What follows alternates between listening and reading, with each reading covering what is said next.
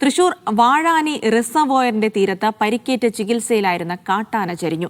മറ്റാനകളുടെ കുത്തേറ്റുണ്ടായ മുറിവുകളെ തുടർന്ന് ചികിത്സയിലായിരുന്ന കൊമ്പൻ ഇന്നലെയാണ് ചരിഞ്ഞത്. കഴിഞ്ഞ മാസം വനം വകുപ്പ് മയക്കുവെടിവെച്ച് ആനയ്ക്ക് ചികിത്സ നൽകിയിരുന്നു.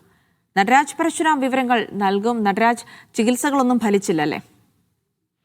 അങ്ങനെ തന്നെയാണ്, ചികിത്സകളൊന്നും ഫലിച്ചില്ല. മയക്കുവെടി വെച്ച് ആനയ്ക്ക് കഴിഞ്ഞ മാസം ചികിത്സ നൽകിയിരുന്നു. പക്ഷേ മുറിവുകളിലെ അണുബാധ ആന്തരിക അവയവങ്ങളെ ബാധിച്ചതാണ് മരണത്തിന് കാരണമായത്.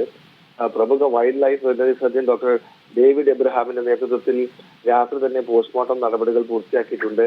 ആനയുടെ മൃതദേഹം സംസ്കരിക്കുന്നത് സംബന്ധിച്ച നടപടികളിലേക്ക് വനം വകുപ്പ് ഇന്ന് കടക്കും. വാഴാനി ഡാമിന്റെ റിസർവോയറിന്റെ തീരത്താണ് ഈ ആന കഴിഞ്ഞിരുന്നത്.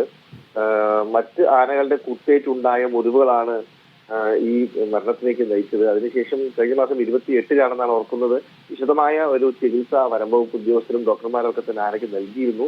പക്ഷെ അത് ഫലം കണ്ടില്ല എന്നുള്ളതാണ്. ഇന്നലെ വൈകിട്ടോടുകൂടി കൊമ്പൻ കരിയുകയായിരുന്നു. രാത്രിയോടുകൂടി തന്നെ വനം വകുപ്പ് പോസ്റ്റ്മോർട്ടം നടപടികളും പൂർത്തിയാക്കി. ആനകൾ തമ്മിലുള്ള ഏറ്റുമുട്ടലേറ്റ കുത്തുകളാണ് വലിയ പരിക്കിലേക്കും പിന്നീടുള്ള ചികിത്സയിലേക്കും നയിച്ചത്. പക്ഷെ ചികിത്സ ഫലം കണ്ടില്ല.